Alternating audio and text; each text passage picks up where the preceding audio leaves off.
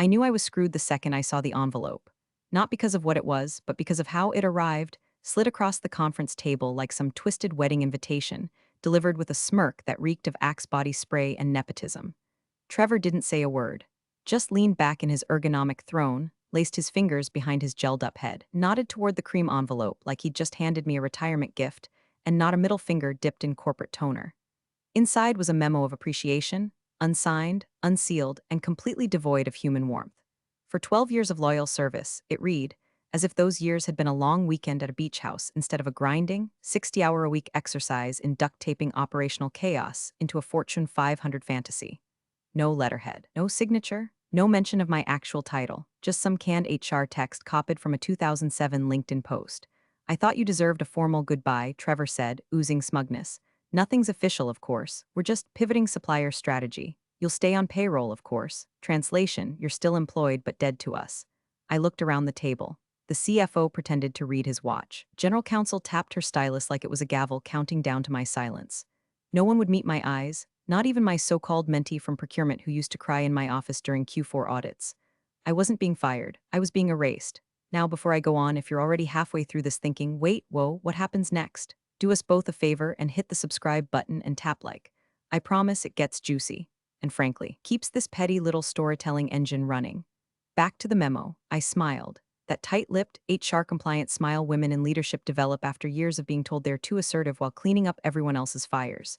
I folded the memo in half, then into quarters, then into something just barely big enough to slide into my purse without vomiting. Anything else? I asked. Trevor tilted his head. You'll no longer need supplier access. Just focus on internal ops for now. We'll keep you looped in where appropriate. Which in Trevor speak meant, I've blocked you from the vendor portal, reassigned your projects to Kyle the intern, and told the board you're transitioning to a strategic role, which means nothing and leads nowhere. Understood, I said. 2 syllables. Calm. Measured. The same way I'd once said, reboot the server, while internal systems melted during Black Friday. I walked out of that room with my dignity zipped tight in my tote bag next to an expired Luna bar and a post-it I'd scribbled 12 years ago that said, fix everything. Again, that was the day I became a ghost in my own company. The whispers started almost immediately. A vendor rep I'd known for a decade texted, hey, weird Q, did we get a new point of contact? Just got a pricing update from someone named T. Halberd, Trevor, of course, was already trying to renegotiate contracts he hadn't read, let alone understood. The kind of agreements that had been carefully structured over years of trust, relationship building, and the occasional midnight phone call to a warehouse manager crying about a missed shipment in Tulsa. I stayed quiet, for now, but I wasn't done. Not by a long shot, because Trevor didn't know something. He didn't know that the contract he was screwing with, the one tied to our biggest supplier, had my fingerprints all over it. And I didn't bury the clause that would end his little empire out of spite. I buried it because I knew someone like him would eventually show up. They didn't even clear out my office.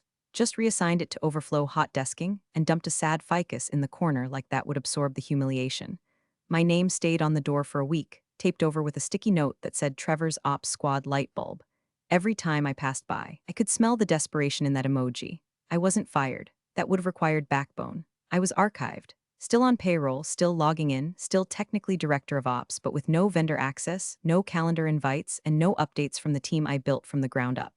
HR called it transitioning to a lateral strategic role. I called it being ghosted with direct deposit. My replacement was a guy named Dylan. He had a master's degree in supply chain management and the emotional intelligence of a traffic cone. First week on the job, he confused 2 warehouse hubs and sent 10,000 units of medical-grade adhesives to an agricultural supplier in Idaho. I found out when a frantic warehouse supervisor texted me a photo of shrink-wrapped pallets labeled Surgibond next to a tractor tire display. Hey, just checking, the message read. Are we expanding into veterinary surgery? Trevor's response. A Slack update with a rocket emoji and the words, beta testing new cross-sector distribution verticals. Stay agile. Rocket, it would have been funny if it wasn't so gross. Vendor after vendor started pinging me directly, quiet calls, side emails, even one who sent a voicemail that just said, hey, so is this a prank? One of our oldest contacts, a guy named Mike from VersaFleet, actually drove to our office, walked right into reception and asked to speak to me. They told him I was out indefinitely. He called me that night, voice low, like we were conspiring. Carolyn, serious question. Is Trevor even authorized to renegotiate rates? We had a 3-year lock. He's trying to amend it via DocuSign with no countersign. My laugh came out like static. He sent a DocuSign? Yeah. Said he's modernizing the vendor life cycle. That was Trevor's new buzzword, modernizing. Anytime something broke, it was because the old system lacked flexibility. When suppliers pushed back, he'd post on LinkedIn about disrupting outdated relationship paradigms. When Dylan fumbled logistics, Trevor posted a blurry photo of a conference room with the caption, "Hard pivots right arrow smart wins. Can't wait to share what's next." Meanwhile, ops was imploding in slow motion. Inventory went missing. SLA violations spiked. Our on-time delivery rate fell below 70%, and customer complaints started sounding like legal threats. The COO asked in a leadership call if ops had hit turbulence. Trevor replied, "Nothing major, just recalibrating legacy scaffolding." Legacy scaffolding. That's what I was now. A rusty old bridge, conveniently forgotten, until the whole damn thing collapses into the river and suddenly everybody remembers who built it. And through all of this, I stayed quiet. I sat in meetings with my mic muted, camera off, name misspelled in the attendees list. No one asked for my input. No one noticed when I started forwarding key documents to my personal drive. I wasn't planning revenge, not yet, I was just watching. Logging. Letting Trevor dig with both hands, because here's the thing about ghosts, we don't haunt the living, we haunt the guilty. And Trevor was about to start hearing footsteps. The call came in at 8:13 p.m., Rochester area code. I was sitting on the floor of my apartment surrounded by unopened mail and half a glass of grocery store Pinot, trying to convince myself that reheating soup counted as self-care. I almost let it ring out, thinking it was another vendor rep or, God help me, Trevor trying to circle back on legacy knowledge. But something in my gut said, answer. "Carolyn, it's Martin Lowell." I sat up straighter like my spine had been wired to a forgotten respect switch. Martin had been a VP at Stratford Components back in the day, our biggest supplier before they got acquired, restructured, and renamed something algorithmic and meaningless. I hadn't heard from him in years. Last time we talked, he was praising a cost optimization model I'd built on a flight to Denver after a vendor conference catered by limp salad and existential dread. "Martin, been a while. Didn't waste time. I've been watching what that kid's doing to your ops stack. And I gotta ask, has he completely lost it or is this performance art?" I laughed for real. Depends on whether the board claps at the end. He sighed like a man who once cared, then learned better.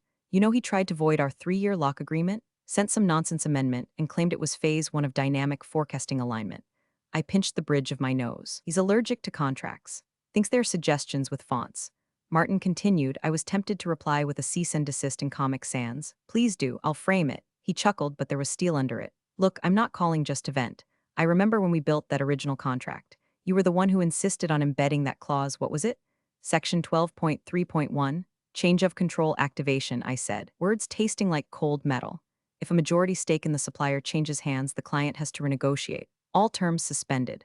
"That's the one," he said, voice suddenly sharper. "You wrote that clause because I didn't trust the execs you were about to merge with. Turns out I was thinking ahead. Turns out you were thinking beyond even that." There was a pause. Then, deliberate, "Carolyn, you ever thought about taking a seat on the other side?" "What do you mean, I mean?" "I left Stratford 2 years ago, rolled over my shares into the holding company. I sit on the board now, small seat, quiet seat, but I've got voting power. And some dry powder I've been meaning to put to use." I went still. My old laptop buzzed behind me, stuck mid-update, fan wheezing like a dying ferret. Martin kept talking. "I've been acquiring more stake lately. Nothing flashy, and I've got a partner, someone interested in consolidation. The way things are trending, there's an opportunity to shift majority. Silent control, not flashy, but potent. I knew where this was going, I just didn't believe it." He continued, "You put the clause there, you know how to pull the thread. And I'm tired of watching your work get dismantled by a man-child with a Bluetooth fidget cube." I snorted. "You saw the cube?" "I saw the TikTok post. Workflow Wednesdays with tea." I threw my phone across the room. He sat in the silence that follows unspoken decisions. "I'm not saying revenge," Martin added, softer now. "I'm saying leverage. You built the backbone of that company. Maybe it's time to stop being a backbone, be the brain instead." I stared at the memo still tacked to my fridge with a novelty magnet that said, "Wine is my spirit animal." 12 years of duct tape and grace.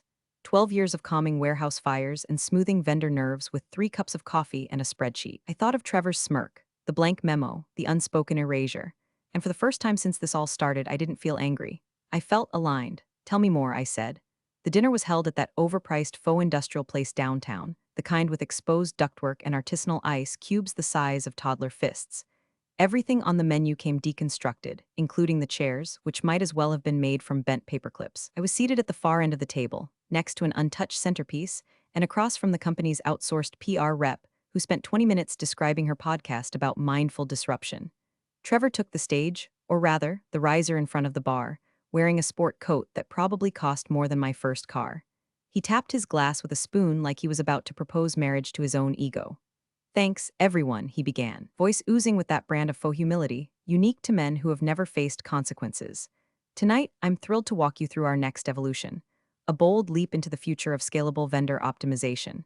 Translation: watch me gut ops with a smile. Behind him, a screen lit up with a deck so polished it practically blinded the waiter. Slides flashed past with buzzwords like frictionless procurement, AI-enabled handoffs, dynamic redundancy elimination, which, in human language, meant we're cutting 40% of supplier coordination and praying the rest doesn't explode. Trevor grinned like he'd invented efficiency. By reducing legacy friction points, Carolyn's old term, by the way, we estimate a 26% increase in savings across the fulfillment stack by Q3. This is what modernization looks like. He gestured to a slide showing a graphic of a rocket launching out of a supply chain diagram. It looked like something a teenager made in Canva after 2 Red Bulls. The board clapped politely, not loud, not convinced, just enough to preserve the illusion that someone besides Trevor believed in this carnival ride. I said nothing. I sipped my water, chewed a roll, watched, noticed the cracks in his delivery. A little tremor when one director leaned forward with a question about redundancy mapping, and Trevor changed the subject like he was redirecting a toddler from a hot stove. I waited, let him bask, let him believe. Near the end, he dropped the phrase that made my stomach curl, and as we sunset legacy contracts, we'll empower suppliers to match our new benchmarks or find alternate solutions. Sunset legacy contracts. That was his term for bulldozing the agreements I'd spent a decade structuring to hold this rickety kingdom together. I could feel the old rage rise, but I pushed it down. Rage is loud. Control is quieter. When the lights came up and Trevor took his little bow, I glanced across the room. One of the board members, Eileen Markham, VP of Strategic Risk, the same woman who once referred to me as ops wallpaper during an offsite, was looking at me. Not scornfully, not dismissively. She nodded just once. Subtle, deliberate, and then looked away. It was the smallest crack in a sealed vault, but it was enough. A silent acknowledgement that someone at that table remembered what I used to be. Maybe even suspected what I still was. I left before dessert, walked home in heels that hadn't seen sunlight since pre-COVID. My inbox pinged halfway through the crosswalk. Martin. Subject line: next steps. I didn't open it, not yet, instead. I stood on the curb, looking back at the restaurant, where Trevor was probably explaining how AI would revolutionize napkin folding. And I smiled, because that little rocket on his slide, it was about to crash into a clause he'd never seen. Written in font size 8, buried like a landmine, planted by the same ops wallpaper he'd just tried to paint over. The document was 18 pages long, written in that sterile corporate dialect that makes your brain want to fold itself into an origami swan and fly out the window. But I read every damn word, twice. Then I printed it, bound it with one of those cheap plastic spines, and laid it on my kitchen table like a sacred text. This wasn't a resignation letter or a revenge manifesto. It was an ownership declaration, quiet, surgical, and devastating in its simplicity. Martin had moved fast, faster than I thought someone of his age and orthopedic sneaker collection could manage. Over the span of 3 weeks, he'd acquired just enough voting shares, personally and through a quiet coalition of silent partners, to secure controlling interest in the holding company that owned our biggest supplier. The supplier Trevor had tried to bully. The one whose contracts I used to draft in the middle of the night, caffeine-buzzed and spreadsheet-weary. And now, I was co-director. No press release, no celebratory champagne. Just 2 notarized forms, a new email signature, and a quiet update to the Secretary of State's database that would trigger a cascade Trevor wouldn't see coming until it snapped his spine clean in 2. Martin had made the final filing from his home office in upstate New York, sending me a photo afterward of the confirmation screen on his desktop. The timestamp read 9:03 a.m. I didn't smile. Not exactly. But I did exhale, and that was enough. Later that night, I pulled up the old master contract from my external drive. The one I wrote 8 years ago, back when Trevor was still trying to figure out how to print double-sided PDFs. Clause 14.7c. In the event of a majority ownership transfer of the supplier or its parent entity, all existing contractual obligations between supplier and client shall be suspended pending full renegotiation of terms under the new ownership. Failure to comply within 21 calendar days grants the supplier the right to pause fulfillment and slash or terminate without penalty. I highlighted that last part. Read it again. Then again. All existing contractual obligations suspended. It wasn't written in red ink. It didn't shout. It just sat there quietly, like a viper curled under the conference table, waiting for the wrong footstep. I remembered the night I wrote that clause. I'd argued with legal for 2 hours about its wording. They said it was too aggressive. I said it was necessary. You don't plan for good faith successors, I told them. You plan for opportunistic ones. And Trevor, he was the opportunist's opportunist, slick, smug, and stupid in all the ways that count. I printed a copy of the clause and slid it into a new folder, labeled it with 3 words, control, clause, triggered. Then I slipped it into my tote next to a notebook full of vendor contact names, a flash drive, and an unopened protein bar I'd stolen from the boardroom snack cart 2 weeks ago. I hadn't eaten it, just like knowing it was there. Martin texted me the next morning, sent pre-notification to fulfillment heads. First wave of paused orders hits next week. Ready? I typed always. I didn't need a war room. I didn't need fanfare. What I needed was to sit back, sip my coffee, and wait, because the shipments were about to stop. And Trevor, he was about to learn what happens when you try to streamline the one person who actually understood the stream. Let the silence begin. It started with one letter, just one. Delivered by courier, real paper, real envelope, real ink like it was 1996 and someone wanted to make a point. Addressed to the VP of Logistics, CC'd to the CFO and COO. A formal notice of fulfillment pause, citing ownership change protocols per clause 14.7 C of the binding supplier contract. Inside, legalese so dry it could sand wood. But the message was a gut punch in Helvetica. All shipments temporarily paused pending renegotiation under new ownership. 3 days later, the second letter landed. Then a third. Then the phone started ringing like someone had pulled the fire alarm inside a hornet's nest. Every department with an acronym had a meltdown, app, R, CA, even HR got looped in when someone filed a hostile compliance report out of pure panic. The CFO lost his mind first. I wasn't there to see it in person, of course. Ghosts don't get meeting invites, but my friend Michelle in procurement forwarded me a thread from the internal Slack war room they'd hastily spun up. CFO Harper, who authorized this new supplier exec? This clause was buried. How did we miss this? COO Riley, are we sure this isn't just a play for pricing renegotiation? Need to identify principal contact. Legal has nothing on this Martin guy. Trevor H., relax, I'll flip it. Some fund probably bought in without knowing the full ops model. I'll talk them down. He said flip it like he was trading Pokemon cards. Like this wasn't a strategic asset freeze launched by someone who'd been standing 10 feet away from him, silent, invisible, and taking notes like a goddamn war historian. By day 5, shipments had stopped to 6 major distribution hubs. Inventory sat idle in climate-controlled warehouses that cost 12 grand a week just to hum. Trucks idled. Clients complained. One of them, Keystone RX, our largest pharma logistics partner, escalated a supply chain disruption review and issued a formal warning. If we didn't resolve the issue within 10 days, they'd invoke their own walkaway clause. Walkaway clause. That's corporate for your bleeding out, and we're not offering gauze. Word spread like mold in a damp basement. Trevor held a hasty all-hands update over Teams, stuttering through a non-explanation about strategic flux and external realignment initiatives. He answered no questions, just smiled, said we're in control, and ended the call 5 minutes early. Back in the boardroom, I imagined the walls sweating. Michelle texted me again. Trevor says the new supplier head is bluffing, wants to handle it solo. He thinks it's some activist equity firm. I wrote back, he's half right. It's not a firm, it's me. But I didn't hit send, not yet. Let him stew. Let him swagger into meetings and mansplain contingency plans to the very people I'd trained to spot garbage when they smelled it. Let him keep thinking this was fixable with a LinkedIn post and a pivot chart. The COO sent an emergency note to legal asking for a sit-down with the supplier's new directors. Martin agreed quietly, calmly, meeting scheduled Thursday 4:00 p.m., conference room B, closed session. No mention of me on the invite list. Perfect. The clock was ticking. And Trevor, for all his bravado, didn't realize he was already living on borrowed time. Every word he spoke from that point forward was a countdown, and I was holding the detonator. Subject line hid in boxes like a church bell at a funeral. Emergency board session Thursday 4 p.m. confidential. No agenda, no context. Just a time, a room, and a rapidly decaying sense of control radiating from the executive wing. I wasn't invited, of course. I was never going to be invited. Carolyn from Ops didn't belong in boardrooms anymore, at least not the way Trevor told it. But I didn't need a seat at the table to know the silverware was about to rattle. What made the email interesting wasn't who it excluded, it was who it didn't. Martin Lowell, just that name. No title, no intro, no context. Not VP, not advisor, not consultant. Just Martin dropped onto that invite like a pebble into a pond. But ripples? Oh, there'd be plenty. When Trevor saw the invite, he made the mistake of scoffing out loud. Martin? Seriously. He chuckled in his glass office, loud enough for Michelle to text me about it immediately. He's just a supplier guy. What's he gonna do? Invoice us into submission? He leaned back in his chair, arms behind his head like he was posing for a self-congratulatory portrait.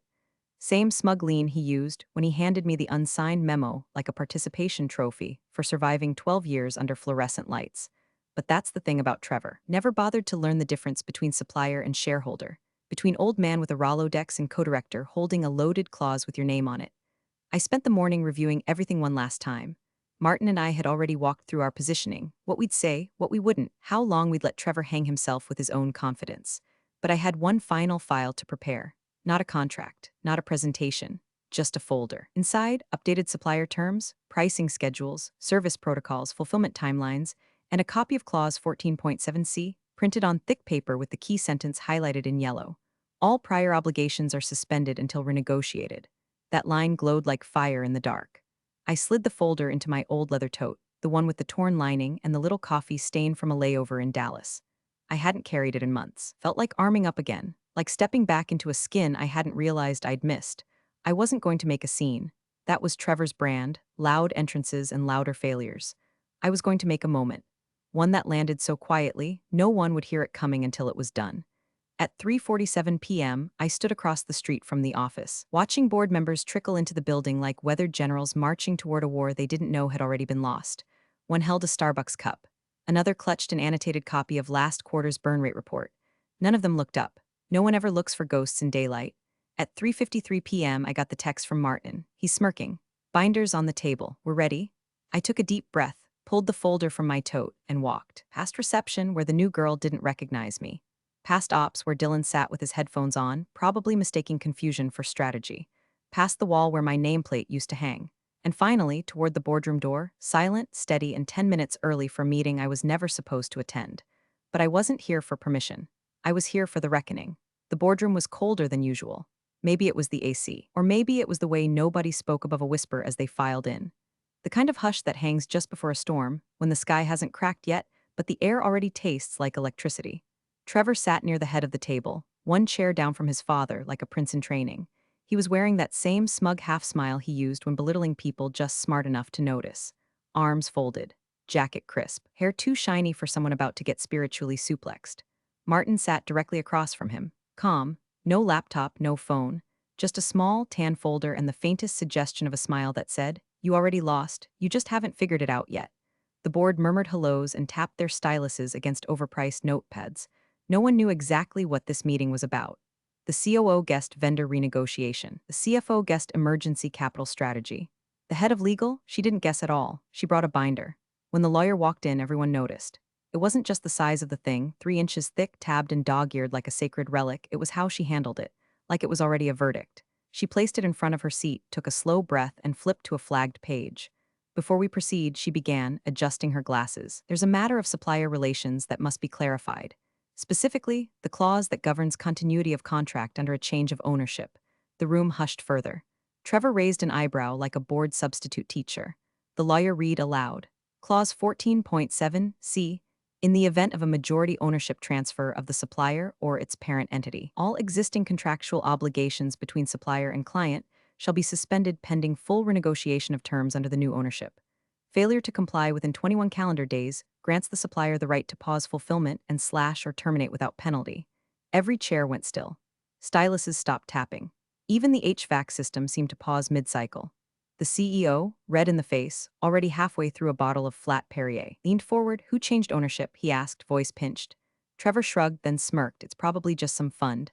Passive investor nonsense. We'll reverse it." Martin didn't move. The lawyer didn't blink. Instead, she turned slowly toward Trevor and said, voice level, "Ask your son." Trevor blinked. "What, ask your son?" The words landed like lead bricks on a glass table, and in that moment Trevor's smirk shattered. He opened his mouth, but nothing came out. No joke. No quip, just that wide-eyed scramble of someone realizing the ice beneath their feet had already cracked 5 steps ago.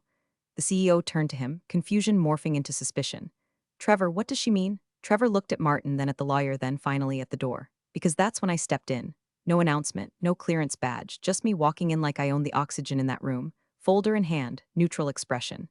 Eyes straight on Trevor. Room didn't erupt, it inhaled. I reached the table, placed the folder gently beside Martin, and for the first time since the fake memo I looked Trevor directly in the eye. He didn't speak, which was perfect, because now it was time to turn the silence into a sentence.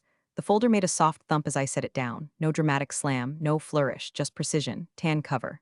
Labeled simply, revised terms effective immediately. I didn't sit, I didn't need to. The weight of the room had already shifted, and everyone at that table, board members, execs, legal counsel, even the damn COO with his triple-click pen, was leaning ever so slightly toward me like they were bracing for either impact or instruction. Trevor, he looked like a kid caught shoplifting in a store his father owned. Still in that expensive blazer, but now his face had lost all its press release polish. Jaw tight, eyes darting between the folder and his father like maybe someone, anyone, was going to rescue him from the grown-up part of leadership. I opened the folder slowly, letting each page land like a bell toll, New pricing schedules, adjusted service protocols, a fulfillment calendar scrubbed clean of legacy obligations. And stapled to the front, a fresh contract cover sheet with one handwritten line at the bottom. All prior terms null. Reinstatement pending acceptance. I turned to the board. Support can resume within 48 hours, I said, voice steady, but only under these revised conditions. New rate structures, tightened KPIs, and a 10-day buffer window on all fulfillment to account for the. I let my gaze drift to Trevor, transitional turbulence caused by recent unauthorized attempts at renegotiation. Nobody argued. The COO cleared his throat, tried to pivot into diplomacy. This is sudden, I nodded. So was being locked out of a vendor portal after 12 years, but I adapted. The CFO leaned forward. You're the one who structured the original clause. I didn't break eye contact. I'm also the one who saw the fallout coming before your dashboard ever lit up. Then the lawyer slid another document across the table, this one already signed. Emergency resolution, she said. Trevor Halbert is suspended from all vendor-facing decision-making until further board review, effective immediately. The CEO didn't object, didn't speak. Just sat there, hands folded in front of him, jaw clenched so tight you could see the pulse twitching in his temple. Trevor opened his mouth, finally, ready to spit something: blame, denial, maybe another buzzword stew, but I raised a hand, just one finger. I took the fake memo of appreciation from my bag, one he'd smugly handed me weeks ago, unsigned and worthless. I set it gently next to the new contract, then looked him square in the eye. Trevor, I said, calm and clear. I believe you signed that memo. He froze, no one laughed, it wasn't funny. It was just true. I turned without waiting for the vote, for the thanks, for the whispered apologies that always come after someone remembers who you really were. Martin stood and followed me to the door, silent as ever. We didn't shake hands, we didn't need to. I pushed open the boardroom door and stepped into the hallway, past the ops desk, past the door where my nameplate had once been, past the memory of every late night I stayed to fix what boys like Trevor broke by daylight, and out through the glass-paneled lobby into sunlight that didn't feel like punishment anymore. Behind me, Trevor sat with his elbows on the table, surrounded by silence, stripped of power, staring down a future he thought he'd built with a smile and a title. But I wasn't coming back. I wasn't reclaiming a desk or asking for recognition. Because now, I was the COO, just not there.